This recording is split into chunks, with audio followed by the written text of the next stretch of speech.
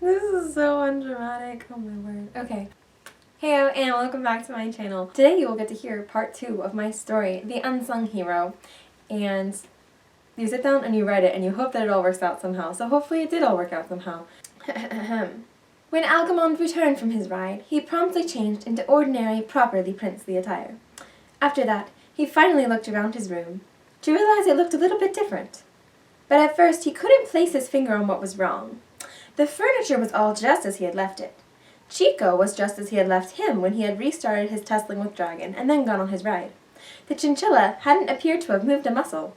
Chico rarely moved, as Algamond knew, being an expert on his pet. The little animal simply sat and twitched his whiskers. Then Algamond realized what was wrong. Everything was not all just as he had left it. All of the mangoes were missing. "Dragon!" Algamond exclaimed, sure that Dragon had at last managed to reach the birdcage and eat out all the treats. Then that theory fell apart because he realized the birdcage was missing too. He was pretty sure Dragon was clever enough not to try to swallow the entire thing whole, mangoes and all, so the thief must have been someone more dexterous. Then he realized the dragon himself was missing as well. "Dragon! Dragon!" Algamond began to desperately search the room, growing more and more worried. Dragon had never wandered off before. He always liked to lie in that patch of sunlight by the window. That was where Algamond had left him, just like the ceiling was where he'd left the dragon treats. "Am I just going crazy?" Algamond asked Chico. This was the weirdest day of his life. Unexpected things suddenly piled up on him, one after another, for the first time since he was born. It was all a bit too much. "Yeah, I'm going crazy," Algamond decided, realizing he had just addressed a question to his chinchilla and expected an answer. Chinchillas, as everyone knows, can't talk. Chico lashed his tail and blinked 3 times. So quickly the movement was almost undetectable. "Who could have done this?" Algamond asked, obviously directing this question to himself and not Chico. Chico, being a chinchilla, couldn't talk. Chico repeated his movements, his black eyes tracking Algamond's worried movements, as he yanked clothes from his wardrobe, threw back covers, lifted up pillows, and rolled back carpets, in case he'd left Dragon somewhere unexpected by mistake. Algamond saw out of the corner of his eye, and a moment later he sat bolt upright. This was unfortunate timing, because at that precise moment he'd been in the act of looking under his bed. "Piplia!" he exclaimed, rubbing his head and blinking rapidly, as if to clear away the pain. Now you might comment, that's unfair of him. Piplia had nothing to do with him bumping his head. To which I would have to reply that she did indirectly, because it was thinking of her that made him sit bolt upright, only to realize the underside of the bed was in the way. "She stole them both!" Algamond cried. He did not literally cry, although he would have had good reason to, for his head was hurting him very much. But this is only an expression that means said very loudly, because I do not want to use the word exclaimed twice in a row. Chico winked and flicked his left ear. "Of course! It all makes sense now!" Algamond was pacing the room now. It was not even dramatic pacing, as he would have liked it to be, because he kept stumbling over all the covers, pillows, clothes, and heaped up carpets all over the floor. But he never quite managed to lose his balance completely. He only was always just on the verge for a minute, until he thought better of trying to walk around, and ended his stumbling against the wardrobe, clutching it and managing in this manner to stay upright. "No one else would have done it. It was her, just to spite me, because she said she disliked me for no reason. I'll bet she force-fed Dragon all those mangoes at once, and now he's going to die." Chico bobbed his head. "I've got to go rescue Dragon from that princess," Algamond continued. "It may not be too late to save him from her evil schemes." He cast about for a weapon, but the only thing he could find was the fly swat he used to protect Dragon's dragon treats when they were just the right ripeness to be too tempting to the little creatures. But it was better than nothing for his epic quest, so he snatched it up. He found himself reaching for Chico also, but that was absurd. Chico was just a chinchilla, and would be no help whatsoever in this. You will remember, as Algamond did, because he had had his pet for quite some time and knew him perfectly, that Chico never really moved from his spot at the edge of Algamond's room. Unless they were playing a mixture of tag and hide and seek and dodgeball with a bit of banister sliding and breaking things mixed in. He just sat all day, twitching his whiskers and looking very wise. So Algamond, armed with the fly swat, marched off to go rescue a dragon from a princess. A moment later, though, he marched back into the room. He needed a squire, and Chico was unfortunately the most available living creature at the moment. So he scooped up the chinchilla and marched back out into the hall. Algamond, you have hopefully realized at this point, is not a chinchilla. Therefore, he has no sixth sense for finding people. Therefore, it was lucky for him that he decided to bring Chico with him. Chico is a chinchilla, and therefore is blessed with the sixth sense for finding people. It also helps that he had been to Piplia's quarters once before. So it was that Chico guided his master to the princess he sought, although Algamond never realized it and thought that he himself was either very lucky or extremely clever. You may ask, how could Chico guide Algamond to the princess he sought? He's a chinchilla, and chinchillas can't talk. To which I would have to reply, of all the nerve trying to teach me about chinchillas! And of course he can't talk. I know that. I'm not stupid. The unclever one is you, because in all this time you have clearly missed the entire point of everything, which is that chinchillas are very clever and have ways of communicating that don't involve speech. Perhaps you should wish that you were a chinchilla yourself, so that you might have a little more sense and also be incapable of speech, and thus also incapable of making this story drag out forever by constantly interrupting with unnecessary questions, comments, and concerns. Chico, being a very humble creature, he is a chinchilla after all, and they are a humble species, worked in ways that went entirely unnoticed by everyone else. He was responsible for the way Algamond's life had never been unpleasant or surprising up until this point, though everyone else would have attributed it to luck or Algamond himself. Chico never demanded attention, recognition, or praise. He simply let Algamond think himself either very lucky or extremely clever, the prince could never decide which, and guided him subtly. And so it was that the pair ended their appropriately long and arduous journey standing outside Piplia's room. Algamond, although caught up in the heat of his quest, knocked politely and waited for an answer before entering, because he had manners. When you are a prince, they teach you those kinds of things. Go away, said Piplia's muffled voice, followed by a growl that sounded suspiciously like a purr. Algamond was torn. You may ask, why? To which I would have to reply that Algamond was clearly torn because he had a duty to rescue Dragon, but he was also a prince, and princes have manners, as I have just explained. Perhaps you should wish that you were a prince yourself, so that you might have been taught these things and understand that it is rude to interrupt someone when they are trying to tell you a story. Chico, however, slid out from Algamond's grasp, as the prince had been carrying him tucked under one arm, and scratched gently at the door. It opened immediately. "Oh, it's you, animal," Piplia said brightly. "You should have said so." She could not be faulted for this comment, as she did not realize that Chico was a chinchilla, and chinchillas don't talk. "Come see, I've been teaching him tricks. He can beg, roll over, shake hands, and do the splits." She gestured behind her to Dragon, who was in the middle of the room, demonstrating surprising flexibility and chewing happily on a golden mango. "Dragon!"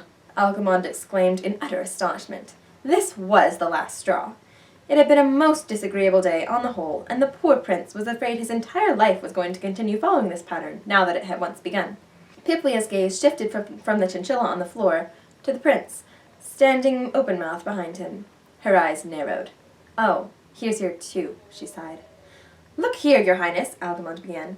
Even with his complacency so extremely ruffled, he was still a prince to his core, and they have very good manners. "That's my dragon you've got in there." "Oh, I know he was yours," Piplia said, pausing in the act of closing the door in Algamond's face. "But he likes me better. Isn't that right, Dragon?" she asked over her shoulder. Dragon snorted and took another bite of his treat. "That's because you've bribed him with mangoes." "He loved me from the moment he saw me," Piplia exclaimed. "He proved it. He licked me." "Gross! He's never licked me before. It must mean he hates you. You just don't understand animals." "Maybe it means he's always disliked you," Piplia shot back. "How do you know that you understand animals? You're just a prince. I, on the other hand, am a princess, and everyone knows that princesses have a way with animals. It's ingrained in the fibers of my soul. Go away." "Not until you give me Dragon back," Algamond declared. Piplia glowered at him. "No, he wants to stay with me, and I've never had a pet before." "That doesn't mean you can steal mine." "I didn't steal him. He came of his own accord." The prince and princess continued to argue, and Chico slipped into the room unnoticed by either of them. He scurried forward in the adorable fashion only other chinchillas are capable of imitating, and stopped in front of Dragon, cocking his head. Dragon tossed his own head with a superior snort and took a huge bite of mango. Chico wriggled his nose, then shivered his fur. Dragon narrowed his eyes. Chico flicked his tail toward the bickering couple. Dragon eyed them wearily, then turned a pleading gaze toward Chico. He walked towards the open-bird cage of mangoes, slipped inside, and curled up on the fruit, trying his best to look pitiful. Chico flicked his tail again. Dragon growled, but huffed away from the treats and toward the princess he was supposedly in love with. He gave a few backward glances at Chico along the way, but the chinchilla only twitched his whiskers and blinked at him. So Dragon obeyed orders and curled himself around Piplia's ankles, lying down at her feet. He cast longing glances back at the mangoes, but obediently stayed where he was after Chico cocked his head at him. Algamond and Piplia both looked down at the dragon, then back up at each other. Without really registering it, Algamond saw Chico in the background, staring at him fixedly and swishing his tail back and forth. And he suddenly decided that he felt sorry for poor Piplia. He remembered that she'd said just a minute ago that she'd never had a pet before. What would he himself have done without Dragon? Or Chico, though the chinchilla didn't really do anything in particular. He looked at Dragon, apparently fathoms deep in adoration. He looked at Piplia, who was looking down at Dragon in delight. She was clearly long gone as well. Chico arched his back in a stretch. Algamond decided that a girl who loved Dragon so highly had to have at least a speck of common sense. Perhaps she wasn't so bad after all. He swallowed hard and said past a lump in his throat, "He does appear to like you." Because that was the truth, and although this time he had good reason to lie, he was a prince, and princes don't do such things. "You think so?" Piplia asked, looking up at him with her heart in her eyes and an almost desperate, pleading expression. Algamond swallowed hard again and nodded with a deep sigh. Relief washed over Piplia's features, and now she was truly smiling. She was really quite pretty when she smiled. But Algamond had no way of knowing this, because his attention was now fixated on Dragon, who really did look quite comfortable and as if he had no intention of ever leaving Piplia's side. Now, Algamond was a prince. This doesn't particularly have any bearing on what I'm about to say next, but I thought you may have forgotten because you seem to need to have things repeated for you more often than should be necessary. Algamond was a noble person. This did not come from being a prince, although you must try to keep it in your head that he is one, but rather from spending so much time with Chico. Some things aren't taught by lessons, but by example. And though he never realized it, all of his best qualities were ones that Chico had made sure to instill in him. So he had some nobility and humility in him that he received by osmosis. Thus it was that he turned his gaze back towards Piplia, swallowed his pride, although still unable to swallow the lump in his throat, though this was his third try, and said, "You can keep him." Now it was Piplia's turn to be surprised. But in case you didn't know this, being surprised is not always a disagreeable experience. In this case, it was a very agreeable one indeed. And she decided that Algamond was a decent person after all, and perhaps she didn't hate him quite as much as she thought she did. He was just a blessed person, through no fault of his own. She attributed this to fate in her thinking, because she didn't know that Chico was the chinchilla, and chinchillas are truly responsible for any good in this world. She saw how selfless his offer was, and thought perhaps they could be friends despite themselves. For they shared a common ground. Their hearts were now bound together in love. Love for Dragon, of course. She thought about how she'd never had a pet before, and how sad and lonely those days had been. And she realized she never wanted Algamond to have to feel that way. "I couldn't take him from you," she declared, and suddenly realized how much she meant it. "I don't know if you could get him to come back, though," Algamond teased with a half-smile, pointing at Dragon, who was looking at the mangoes and licking his lips. Chico flicked his ears sharply, and Dragon noticed, read the movement, and quickly turned his face up towards Piplia's with as much adoration as he could procure on short notice. It was difficult, because for one thing, dragons aren't good with facial expressions, and for another, he didn't really feel that strongly towards her. But he pictured a mango instead of her face, and was thus able to pour so much sentiment into his gaze that even Algamond was able to pick up on it, though he was not as intuitive a person as the princess. "We can share him," Piplia offered generously. Chico blinked twice, very slowly, which Algamond saw again without thinking about it. And he suddenly decided that Piplia was a very kind person, and they might get along all right in spite of themselves. "That's very nice of you," he said. Chico half closed one eye. "Would you show me the tricks you've taught him?" Algamond asked politely. "Of course," Piplia said enthusiastically, bending over to scoop up Dragon and carry him to the center of the room with the mangoes again. She demonstrated to Algamond Dragon's entire new repertoire. "That's very impressive," Algamond said, because that was the truth, and he had no reason to lie. "Would you like to see if he'll do it for you?" she asked, handing him a mango. And they spent the rest of the afternoon together, happily training Dragon. Algamond, sitting cross-legged on the floor, looked at Piplia, truly smiling and laughing this time, and decided that things might go back to normal after all. That as a prince, he would marry a princess, and by right of heritage, they would live happily ever after. Piplia, playing with Dragon, decided that anyone who loved Dragon as much as she did must be a good person after all. That perhaps she wouldn't run away to a cottage in the woods. 112 pets was all well and good, but how could they compare to this particular Dragon, overwhelming in his adorableness? And the animal, too, although he seemed more inclined to sit there and wriggle his nose than to be any fun. Dragon, happily consuming far too many treats than was good for him, decided that this was a good plan after all, and Chico was very clever in coming up with it, and he himself was very clever in following along, for after all, he knew right from the start that sacrificing a little dignity would end up in more mangoes than he'd ever eaten in one go before, with promises of more to come. And on second thought, wasn't it convenient that Algamond and Piplia ended up finding common ground and beginning a friendship through this whole thing as well? How exceedingly clever Dragon must have been to have arranged that.